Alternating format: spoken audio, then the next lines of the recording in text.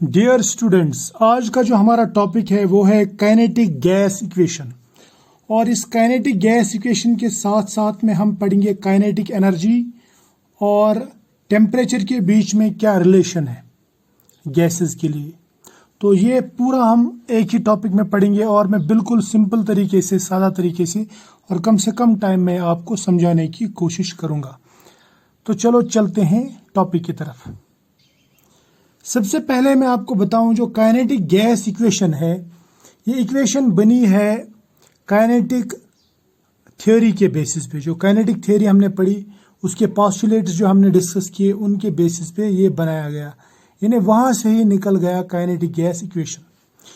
या मैं ऐसा कह सकता हूं कि kinetic gas equation is mathematical model of kinetic gas theory. अब ये काइनेटिक गैस इक्वेशन क्या है, सबसे पहले मैं ये इक्वेशन बताता हूं आपको।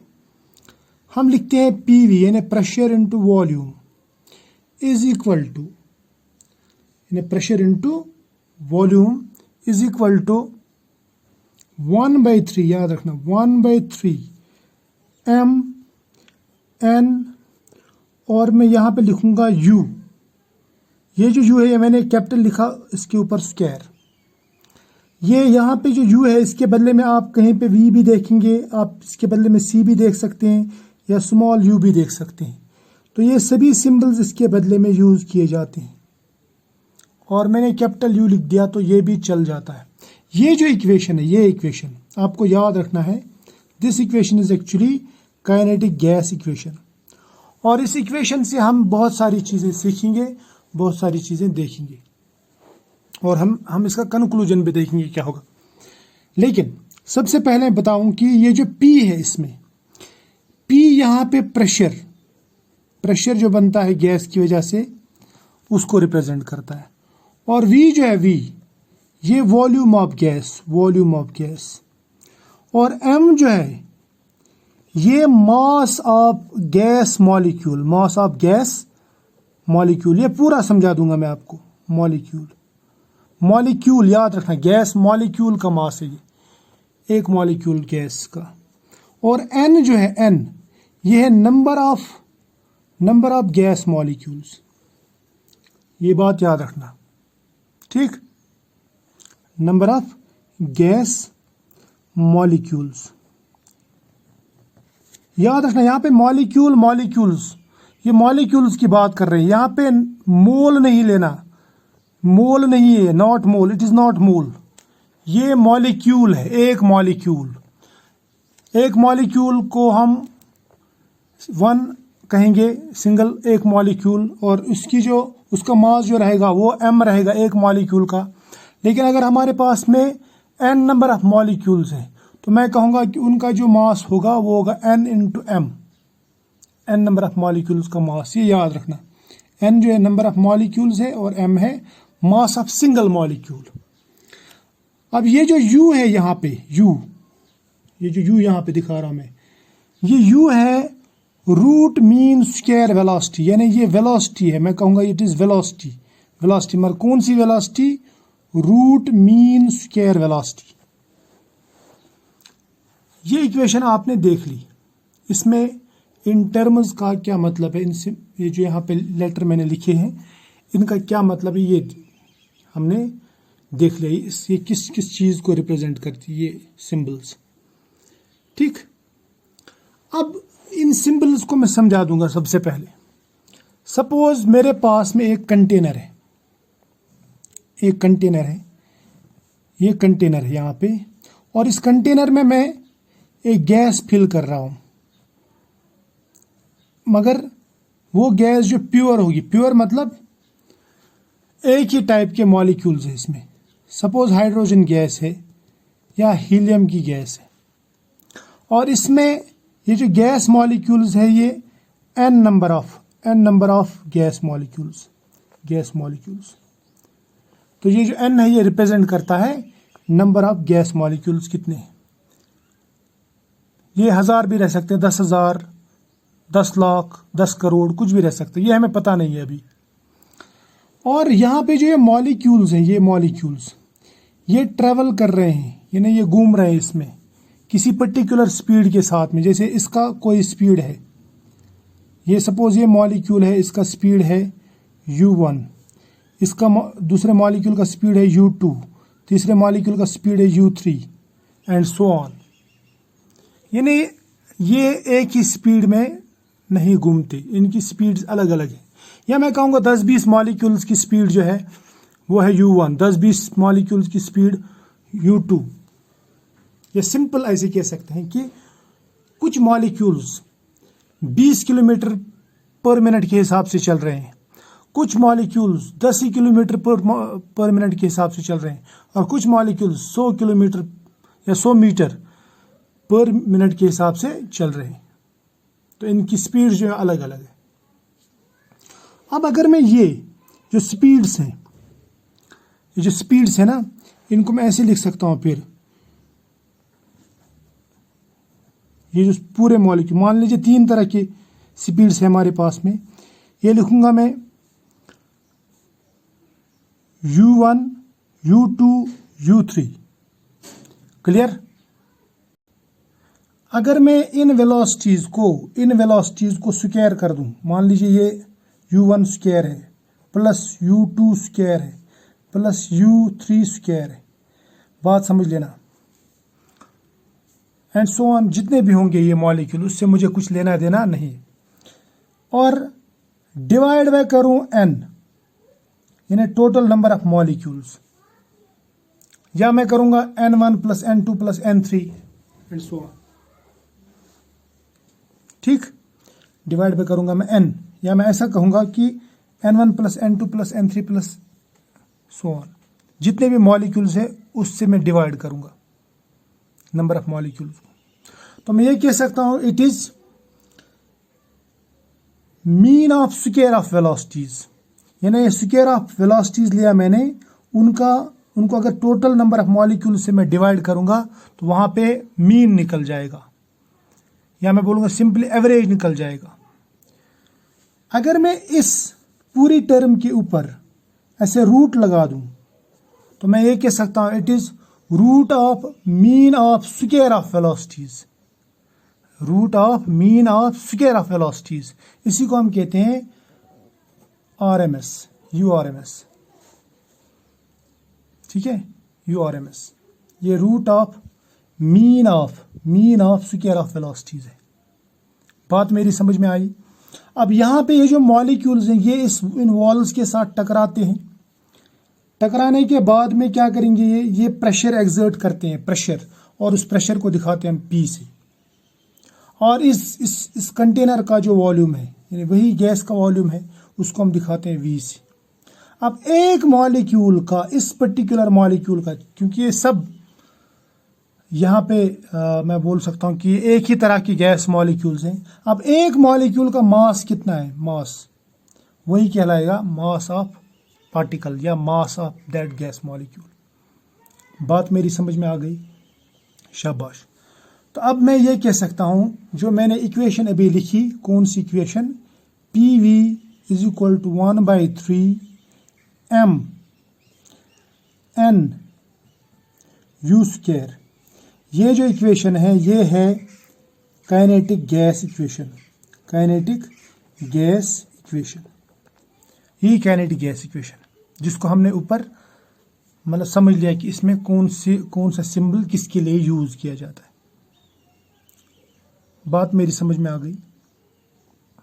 अब अगर मैं सपोज ये जो n है, n, इफ n इज, अगर ये जो n है ये मैं लेता हूं 1 मोल या एवोगाड्रो नंबर लेता हूं, simply if n is equal to Na, यानी जो ये नंबर है ये बराबर है एवोगाड्रो नंबर के। एवोगाड्रो नंबर का मतलब क्या है, यानी ये बराबर है इक्वल टू 6.023 इंटू 10⁻23, इतने ही, इतने मॉलिक्यूल्स।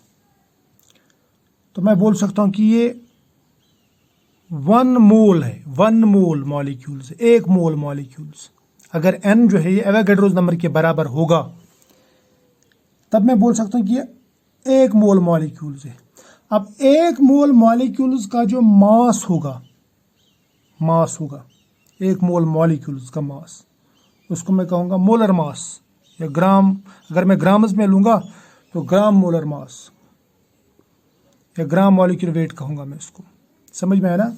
तो फिर मैं इससे ये भी कह सकता हूँ therefore m into N A, यानी 1 मोल अगर ये बराबर है, फिर 1 मोल मॉलिक्यूल्स का जो टोटल मास है वो रहेगा मोलर मास।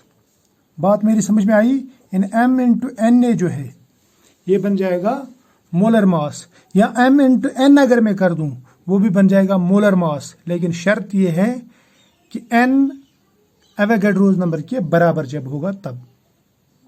यहां तक तो समझ में आया? शाबाश। अब ये जो इक्वेशन मैंने लिखी यहाँ पे, इस इक्वेशन को मैं रीअरेंज भी कर सकता हूं। कैसे? मैं लिखूंगा PV इज इक्वल टू 1/3। बात समझ में आ गई? 1/3। और यहां पे कर दूंगा मैं इनटू n, ये n कर दूंगा मैं इधर, फिर लिखूंगा ऐसे mu²। चलेगा? n को इधर लिख दिया मैंने, थोड़ा आगे लिख दिया। अब अगर मैं इस इक्वेशन को ऐसे भी लिख दूं, मान लीजिए ये मैं लिखता हूं ऐसे PV is equal to 1/3 into 2/2। बात मेरी समझ लेना, 2/2 मीन्स 1 इंटू करूंगा n mu²। चलेगा? चलेगा, दौड़ेगा ये। ठीक है, यहां तक तो क्लियर है। अब इसको मैं ऐसे भी लिख सकता हूं, ये जो है ना ये 1 इंटू 2, इसको कर देंगे हम सीधा 2, यानी 2/3 कर दूंगा मैं इसको। तो मैं लिख सकता हूं ऐसे PV इज इक्वल टू 2/3, यानी 2 यहां पे मल्टीपल कर दिया।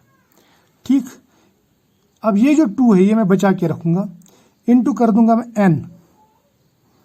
ठीक, और इंटू कर दूंगा mu², ये u है, mu², और इसको मैं यहां पे मल्टीपल कर दूंगा 1/2। ये जो 2 बचा था ना, 1/2 बचा था, ये मैं यहां पे मल्टीपल कर दिया, तो कोई फर्क नहीं पड़ता। ठीक, यहां तक तो क्लियर है।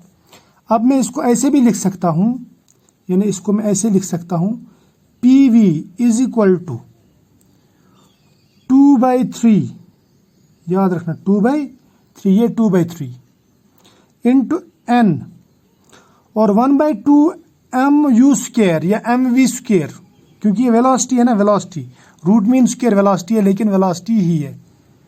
1/2 mv² किसके बराबर रहता है?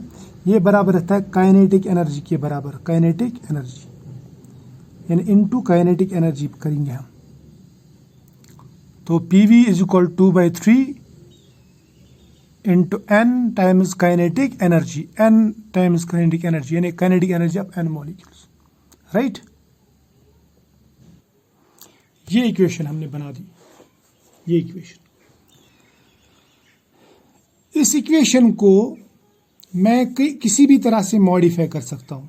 देखो, एक बात तो आपको ध्यान में रखनी है कि जो काइनेटिक गैस इक्वेशन है ये काइनेटिक थ्योरी से निकली है, और जो गैसेस काइनेटिक थ्योरी को ओबे करते हैं वो कहलाती हैं आइडियल गैसेस। क्या कहलाती हैं? Ideal gases. तो यहां पे ये जो इक्वेशन है, it is valid for what? Ideal gas, है ना, फॉर आइडियल गैस। तो इसका मतलब ये हुआ कि यहां पे मैं ऐसे भी लिख सकता हूं PV is equal to nRT for n number of molecules. बात समझ में आ गई? यानी मैं PV के बदले में nRT भी लिख सकता हूं, ये याद रखना। होगी एक बात। दूसरी बात जो बहुत ही जरूरी है, ये काइनेटिक एनर्जी एक मॉलिक्यूल की काइनेटिक एनर्जी है, kinetic energy of one molecule. क्योंकि n जो है, n नंबर ऑफ मॉलिक्यूल्स, ये हमने अभी इसके साथ मल्टीपल नहीं किया। अगर मैं n इंटू ke करूं, यानी अगर मैं n इंटू ke करूं, तो ये सब मॉलिक्यूल्स की काइनेटिक एनर्जी होगी। इसको मैं बोल सकता हूं कि ये average kinetic energy, average ke। और इस एवरेज ke को दिखाएंगे हम E k से, उल्टा। उल्टा करके लिखेंगे ताकि पहचान में आ जाए कि ये हमने कुछ अलग लिख दिया। तो मैं फिर इस हिसाब से ये लिख सकता हूँ। यहाँ पे पहले ये देखो, मैं लिख सकता हूँ PV इज इक्वल टू 2/3। यहाँ पे लिखूंगा मैं EK। बात मेरी समझ लेना, बात मेरी समझ लेना, गौर से सुनना मैं जो कहना चाहता हूँ। ये बन गई हमारे पास में और एक इक्वेशन। अब इस इक्वेशन को मैं रीअरेंज भी कर सकता हूँ। कैसे? मुझे मालूम है कि PV बराबर है nRT के, तो मैं यहाँ पे ऐसे लिख सकता हूँ nRT इसके बदले, PV के बदले। ठीक है, इसको लिख सकता हूं मैं nRT। n क्या है? n यहां पे नंबर ऑफ मोल्स है, नंबर ऑफ मोल्स। और r क्या है? Gas constant, ideal gas constant. और t क्या है? टेम्परेचर। ठीक, अगर मैं यहां पे सिंपली लिखूं इस तरह, पहले nRT ये number of moles into gas constant into temperature, इसके बदले में ये बराबर आएगा 2/3 EK। EK क्या है?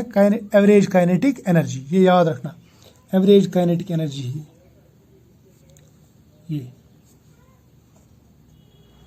अगर मैं फॉर 1 मोल लिखूं, यानी फॉर 1 मोल, याद रखना फॉर 1 मोल, ये n मोल्स के लिए है। It is for n moles. For 1 mole, for 1 mole n जो है, n बराबर है 1 के, ये याद रखना, क्योंकि n mean number of moles. यहाँ पे स्मॉल n, ये नंबर ऑफ मॉलिक्यूल्स नहीं है, ये नंबर ऑफ मोल्स है, ये याद रखना। कैपिटल N हमने लिखा था इससे पहले, वो नंबर ऑफ मॉलिक्यूल्स है, जबकि small n number of moles है, number of moles, number of moles. अगर मैं 1 मोल के लिखूं तो फिर मैं ये कह सकता हूं RT is equal to 2/3 EK। E क्या है? Kinetic energy. बात समझ में आ गई? अब ये जो इक्वेशन है ये भी बहुत ही इंपॉर्टेंट इक्वेशन है, यहाँ पे बहुत इंपॉर्टेंट इक्वेशन बन गई। ठीक है, इस इक्वेशन को रीअरेंज करेंगे। क्या करेंगे? रीअरेंज। कैसे करेंगे रीअरेंज? अगर मैं ई के लिख दूं यहाँ पे, ई के यानी एवरेज काइनेटिक एनर्जी, याद रखना ये एवरेज काइनेटिक एनर्जी है, एवरेज के ई है। ये बराबर हो जाएगा, इसको इधर ले जाओ, ये बन जाएगा 3/2, यहाँ पे 2/3 ना, तो इधर ले जाएंगे आप तो ये बन जाएगा 3/2, उल्टा हो जाएगा 3/2 और RT। तो ये जो इक्वेशन है ये भी बहुत ही इंपॉर्टेंट इक्वेशन है, इससे हमें बहुत इंपॉर्टेंट इंफॉर्मेशन मिल जाएगी। क्लियर? लेकिन ये जो मैंने लिखा यहाँ पे, ये E K means average kinetic energy is equal to 3/2 RT। लेकिन आपको याद होना चाहिए ये कितने मोल्स के लिए लिया हमने, ये लिया for 1 mole. 1 mole means Na molecules, Avogadro's number of molecules, Avogadro's number of molecules. बात मेरी समझ लेना। तो ये जो है यहाँ पे, इसको मैं ऐसा लिख सकता हूं, it is EK is average kinetic energy of 1 mole molecules. 1 मोल का मतलब क्या रहता है? 1 मोल का मतलब रहता है, इसको मैं ऐसे लिख सकता हूँ, average kinetic energy for Na molecules. Na molecules का मतलब क्या रहता है? 6.023 इंटू 10⁻23 मॉलिक्यूल्स के लिए ये इक्वेशन है। इतना याद रख लेना, ठीक है। अब अगर मैं आपसे पूछूं कि सिंगल मॉलिक्यूल के लिए अगर हम निकालना चाहें, सिंगल मॉलिक्यूल के लिए, तो क्या करेंगे? सिंगल मॉलिक्यूल के अगर हम निकालना चाहेंगे तो मैं क्या करूंगा, ये जो यहाँ पे काइनेटिक एनर्जी मिल गई उसको मैं Na से डिवाइड कर दूंगा। या मैं सिंपली बोलूंगा आपसे, सपोज मेरे पास में ये काइनेटिक एनर्जी मिल गई, लेकिन ये 1 दर्जन मॉलिक्यूल्स की काइनेटिक एनर्जी है, यानी 12 मॉलिक्यूल्स की काइनेटिक एनर्जी है। अगर मैं ये 12 मॉलिक्यूल्स की काइनेटिक एनर्जी के बजाय सिंगल मॉलिक्यूल की काइनेटिक एनर्जी निकालना चाहूँगा, तो मैं ये क्या करूँगा, मैं जो भी टोटल एनर्जी है उसको 12 से सिंपली डिवाइड कर दूंगा। समझ में आया ना? सिंपल सी बात है। तो मैं ये सिंपली क्या करूँगा, अगर मैं लिखूँ kinetic energy for one molecule, याद रखना। तो मैं करूँगा ऐसे, मैं लिखूँगा kinetic energy of Na molecules, यानी ये 1 मोल मॉलिक्यूल्स की, यानी Na मॉलिक्यूल्स की, यानी एवोगैड्रो नंबर ऑफ मॉलिक्यूल्स की, डिवाइड में करूँगा मैं इसको Na से। Na कट सिंपली है ना, एवोगैड्रो नंबर कट, तो ये रह जाएगा kinetic energy of one molecule, kinetic energy of one molecule. तो इसका मतलब ये हुआ, जो ये इक्वेशन है, अगर मैं ये सिंगल मॉलिक्यूल के लिए निकालना चाहूँ तो मैं ऐसा कहूँगा, E यहाँ पे याद रखना, E मैं लिखूँगा 1, ताकि थोड़ा सा डिफरेंस आ जाए। बाकी आप E भी लिख सकते हैं, is equal to 3/2 RT divide by करेंगे सिंपली Na, यानी जब आप 1 मोल काइनेटिक एनर्जी को डिवाइड करेंगे एवोगैड्रो नंबर से, तो वहां पे जो काइनेटिक एनर्जी रह जाती है वो 1 मॉलिक्यूल की काइनेटिक एनर्जी रह जाती है। So it is for 1 molecule. 1 molecule की काइनेटिक एनर्जी अगर आपको निकालनी है तो आपको एवरेज काइनेटिक एनर्जी को डिवाइड करना है सिंपली एवोगैड्रो नंबर से, तो आपको ये मिल जाएगा। ठीक, और इस इक्वेशन को मैं ऐसे भी लिख सकता हूं, इट इज E1 लिखेंगे सपोज, ये बराबर होगा 3/2 R/Na इंटू T। अब ये R/Na क्या है? R है आइडियल गैस कांस्टेंट, इसको हम यहां पे निकालेंगे साइड में। R जो है ये बराबर रहता है आइडियल गैस कांस्टेंट, कितने के बराबर है ये बराबर है 8.314 जूल पर केल्विन पर मोल, इसी के बराबर है ना, शाबाश। डिवाइड बाय है Na किसके बराबर है? Na मीन्स एवोगैड्रोस नंबर, यानी 6.023 इंटू 10⁻23, ठीक है, मॉलिक्यूल्स पर मोल, ये भी है मॉलिक्यूल्स पर मोल। ठीक, तो पर मोल कट, याद रखना, पर मोल हो गया कट।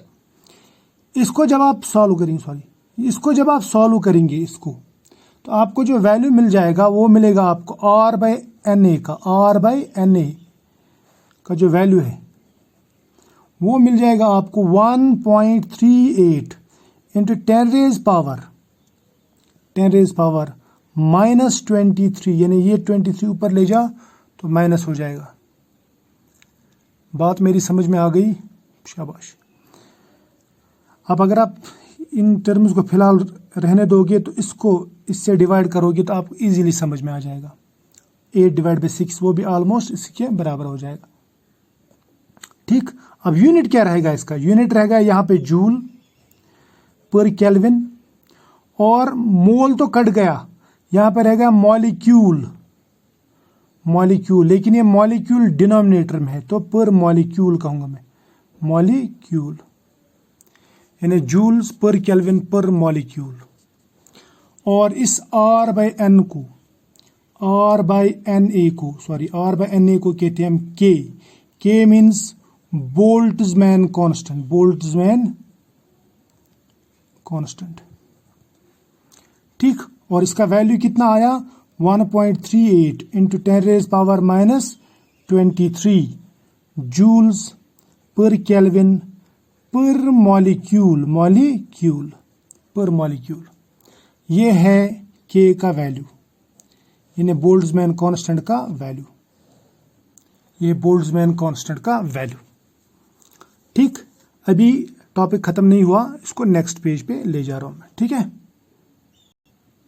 या चलो यहीं पे मैं फिनिश कर देता हूं, साइड में यहाँ पे जगह है।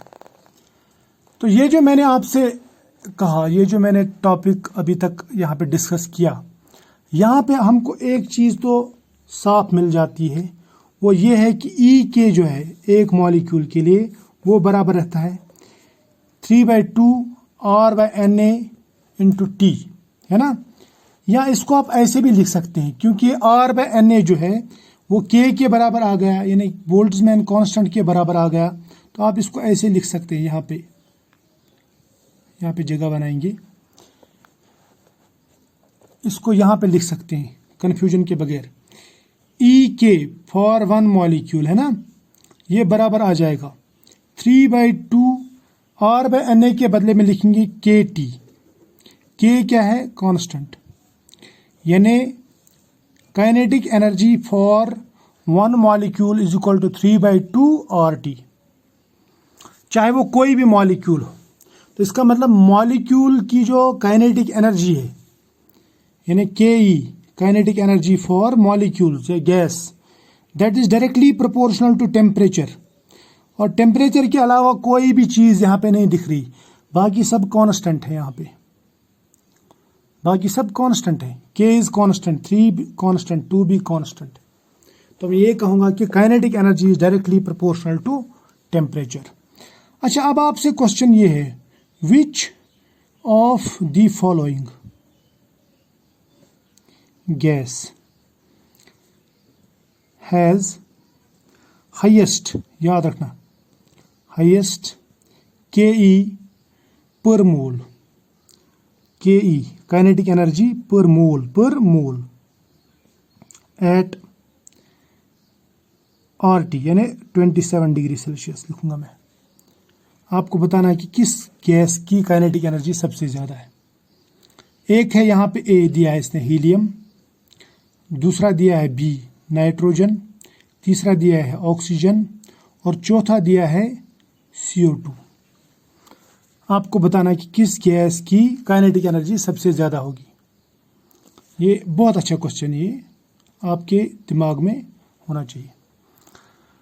देखो यहाँ पे अगर आप देखोगे ना, तो kinetic energy is directly proportional to temperature, it is not dependent on mass extra. यहाँ पे कुछ मास का कोई चक्कर है ही नहीं, मॉलिक्यूलर इंटरेक्शन का कोई चक्कर नहीं है फिलहाल।